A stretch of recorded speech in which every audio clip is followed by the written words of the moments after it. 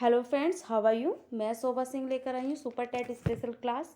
और ये क्लास को स्टार्ट करने से पहले मैं चाहती हूँ कि मेरी क्लास को आप ज़्यादा से ज़्यादा सब्सक्राइब करिए, शेयर करिए अपने फ्रेंड्स को और लाइक करिए, कमेंट्स करिए।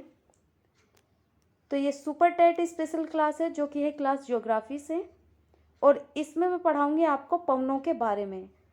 तो चलिए करते हैं स्टार्ट। पवन किसको कहा जाता है, क्या है ये पवनें।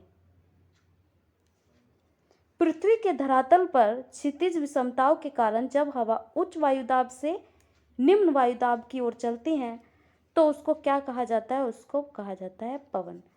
उच्च वायुदाब से निम्न वायुदाब की ओर, ये है हाई प्रेशर और ये है लो प्रेशर।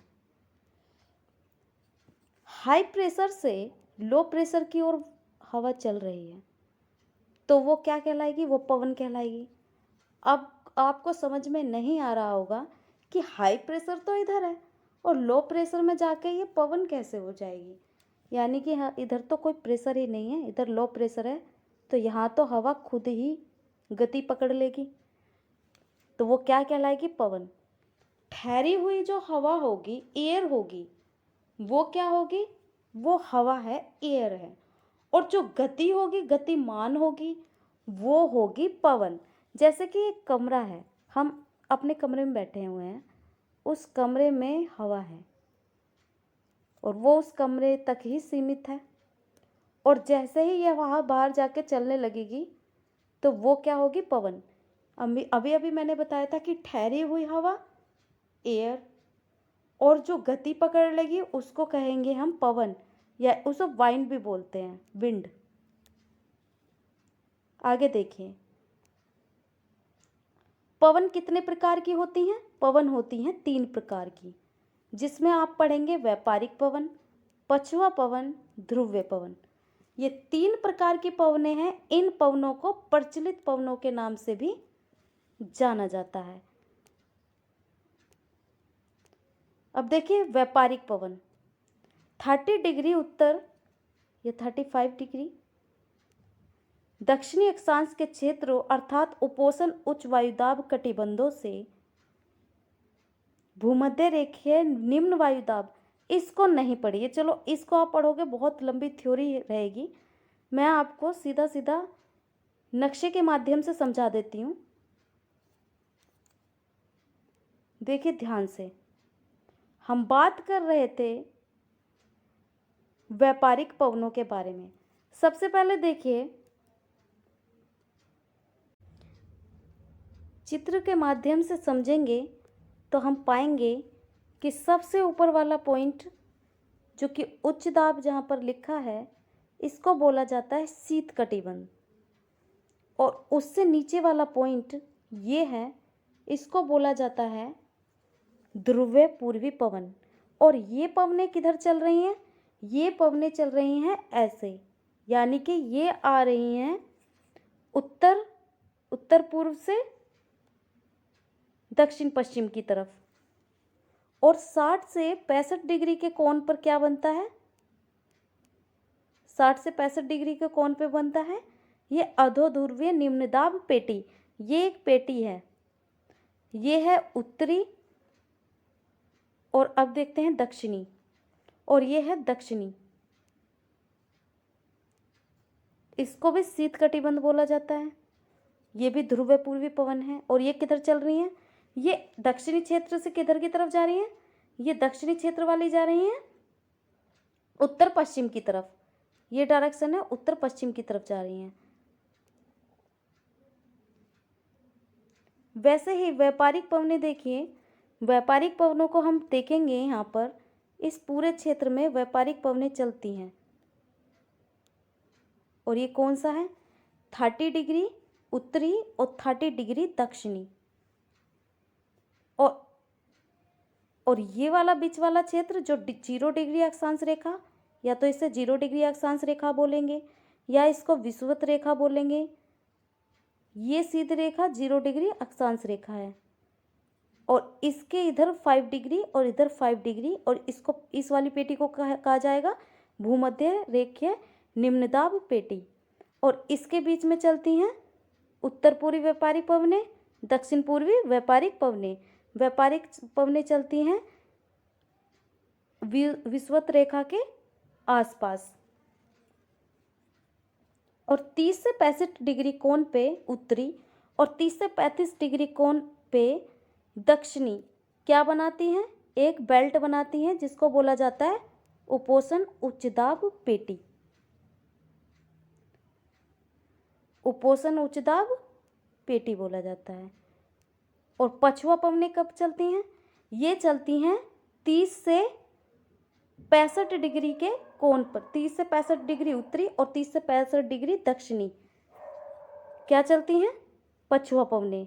और अगर ये दक्षिणी क्षेत्र में देखा जाए तो दक्षिणी से चलेंगी, ये उत्तर पश्चिम की तरफ से आएंगी और ये आएंगी दक्षिण पूर्व की तरफ। चित्र के माध्यम से आपको सब कुछ समझ में आ जाएगा जब आप इसको पढ़ोगे। अगर इसको थ्योरेटिकल देखोगे तो बहुत ही लंबा हो जाएगा और आपको समझ में भी नहीं आएगा। ये पूरे चित्र में आप देख सकते हैं और बहुत ही आसान होगा आप लोगों को समझने में।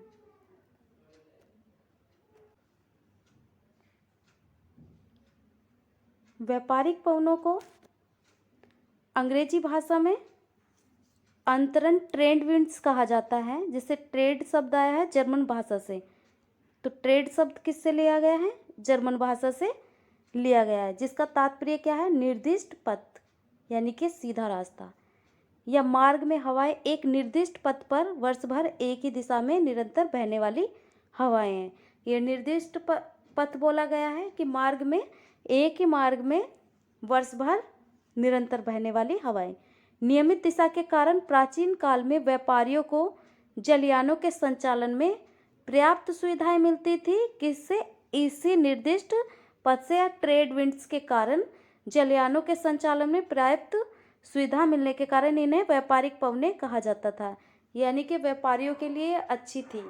जो भी जलयान में मतलब उनकी नौका या जलयान कुछ चलता था वो इन पवनों के कारण ठीक तरीके से चला जाता था। इसी कारण इनको व्यापारिक पवनें कहा गया है। उत्तरी गोलार्ध में यह उत्तर पूर्वी व्यापारिक पवन और दक्षिणी गोलार्ध में दक्षिण पूर्वी व्यापारिक के रूप में ये बहती हैं। यानी कि उत्तरी गोलार्ध में इन्हें उत्तर पूर्वी व्यापारिक पवन कहा जाता है और दक्षिणी गोलार्ध में इन्हें दक्षिण पूर्वी व्यापारिक पवन कहा जाता है। व्यापारिक पवनों को सन्मार्गी पवन भी कहा जाता है, जिससे नाव चलाने में आसानी होती थी। सन्मार्गी मतलब मार्ग की साथी, सन्मार्गी पवन भी कहा जाता है। अब देखिए पछुआ पवन। पछुआ पवन क्या है? दोनों गोलार्ध में उपोषण उच्च वायुदाब पर। मैंने अभी बताया था, आपको पूरा नक्शे में समझाया था कि पछुआ पवनें जो चलती हैं दोनों मार्गों में, दोनों गोलार्धों में उपोषण उच्च वायुदाब पर चलती हैं। और ये किस पर चलती हैं? 30 से 60 डिग्री के कोण पर। और ये किस तरफ चलती हैं? अगर इन्हें उत्तरी गोलार्ध में देखा जाए तो ये आती हैं दक्षिण पश्चिम से उत्तर पूर्व की तरफ जाती हैं। और इन्हें अगर दक्षिणी गोलार्ध में देखा जाए तो ये आती हैं उत्तर पश्चिम से दक्षिण पूर्व की तरफ। और जिस क्षेत्र में ये बहती हैं उसको क्या कहा जाता है? उपोषण उच्च वायुदाब। उस पेटी को, उसके पास वाली पेटी को कहा जाता है।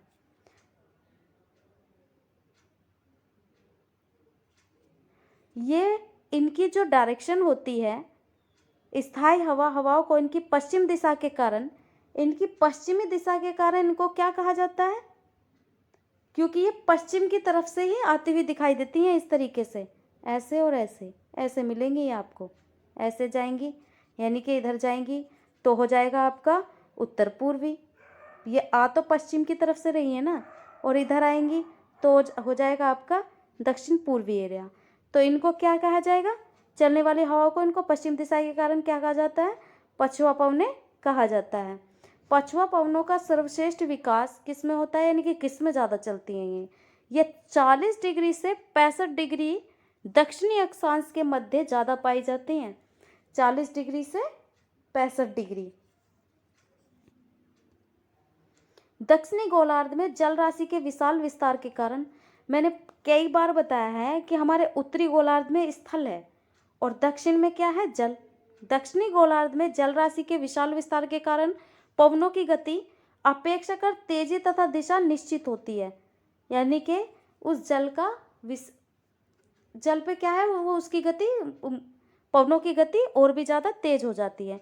दक्षिणी गोलार्ध में इनकी प्रचंडता के कारण ही दक्षिणी गोलार्ध में, यहाँ पे दक्षिणी गोलार्ध की बात की गई है, दक्षिणी गोलार्ध में इनकी प्रचंडता के कारण ही 40 से 50 डिग्री अक्षांश के बीच जब ये चलती हैं तो इनको क्या बोला जाता है, गरजता चालीसा। और 50 डिग्री दक्षिणी अक्षांश के समीपवर्ती इनको क्या कहा जाता है, भाग में इनको प्रचंड पचासा। और 60 डिग्री दक्षिणी अक्षांश के पास इन्हें क्या कहा जाता है, चीखती साटा कहा जाता है। और ये नाम किसने दिए हैं, ये सभी दिए हैं नाविकों ने। इनके नाम किसके द्वारा नाम दिए गए हैं, नाविकों के द्वारा, क्योंकि ये जो जगह है इनके लिए भयानक साबित होती है, इसके लिए। अब देखिए ध्रुवीय पवनें, ध्रुवीय क्षेत्रफल पर बहने वाली पवनों को ध्रुवीय पवन कहते हैं। वो मैंने आपको चित्र के माध्यम से समझाया था। जो ध्रुव पर बहने वाली पवनें होती हैं वो ध्रुवीय पवन कहलाती हैं। उत्तरी गोलार्ध में ध्रुवीय पवन का सर्वाधिक विस्तार उत्तर पूर्व से दक्षिण पश्चिम होता है, यानी कि वो पवनें ऐसे आती हैं उत्तरी गोलार्ध में।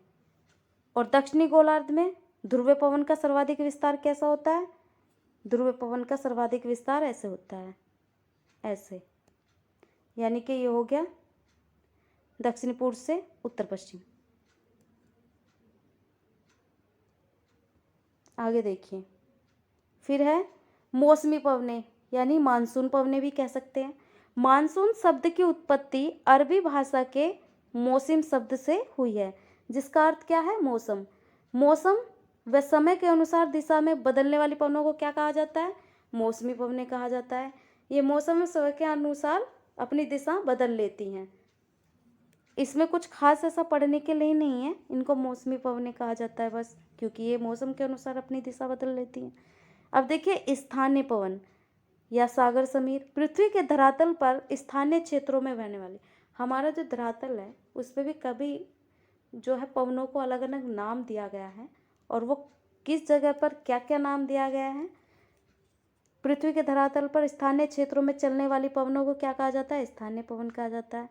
प्रमुख स्थानीय पवन देखिए, जैसे चिनूक। चिनूक कहाँ कहा गया है, उत्तरी अमेरिका में रॉकी पर्वतमाला के पूर्वी ढाल पर ये गर्म पवन है। चिनूक चलती हैं उत्तरी अमेरिका में रॉकी पर्वतमाला के पूर्वी ढाल पर, और कैसी पवन है, ये गर्म है। फिर है खमसिन। खमसिन चलती है मिस्र में चलने वाली हवा है, ये गर्म है और शुष्क हवा है। हरमट्टन, सहारा मरुस्थल में चलने वाली गर्म व शुष्क हवा, इसको डॉक्टर विंड भी कहा जाता है। डॉक्टर पवन कह दो या डॉक्टर विंड कह दो, अभी मैंने बताया था विंड या पवन। ब्लैक रोलर, उत्तरी अमेरिका के विशाल मैदानों में चलने वाली गर्म व शुष्क हवा। ब्लैक रोलर कहाँ चलती है, उत्तरी अमेरिका के विशाल मैदानों में चलने वाली गर्म और शुष्क हवा। फिर है brick fielder. Brick fielder Victoria Australia में गर्म व शुष्क हवा को कहा जाता है। गर्म व शुष्क है, विक्टोरिया ऑस्ट्रेलिया में चलती है ब्रिक फिल्डर। सिरक्को, भूमध्य सागरीय क्षेत्र में विशेषकर स्पेन में चलने वाली गर्म व शुष्क हवा। योमा, जापान में चलने वाली गर्म व शुष्क हवा। लू, पाकिस्तान व उत्तरी पश्चिमी भारत में चलने वाली। लू को कौन नहीं जानता, हमारे यहाँ चलती है गर्म हवा है ये, गर्म व शुष्क हवा। गर्म व शुष्क है, हमेशा बीमार भी कर देती है, लू लग जाती है। ये पाकिस्तान व उत्तर पश्चिम भारत में चलने वाली गर्म हवा है। गिबली, लीबिया गिबली नाम से पता चल रहा है, चलने वाली गर्म व शुष्क हवा। सिमुक, सहारा तथा अरब के मरुस्थल में चलने वाली गर्म हवा है ये सिमुक। बिलजार्ड, कनाडा व अंटार्कटिका, ये मैंने कुछ इंपॉर्टेंट ही बताई हैं जो कि बहुत ही इंपॉर्टेंट है, इनसे पूछे जा सकते हैं कि कौन सी पवन कहाँ पर चलती है। बिलजार्ड चलती है कनाडा व अंटार्कटिका महाद्वीप पर चलने वाली ठंडी हवा है ये, शुष्क हवा। पैम्पीरो, अर्जेंटीना और उरुग्वे में चलने वाली ठंडी व शुष्क हवा।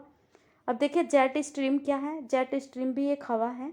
ये सर्वाधिक, इसका सर्वाधिक विस्तार कहाँ होता है, क्षोभ मंडल में होता है।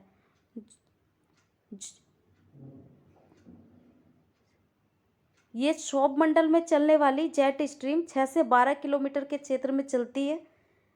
जेट स्ट्रीम का औसत वेग 120 किलोमीटर प्रति घंटा होता है। सबसे तेज गति वाली वायु है।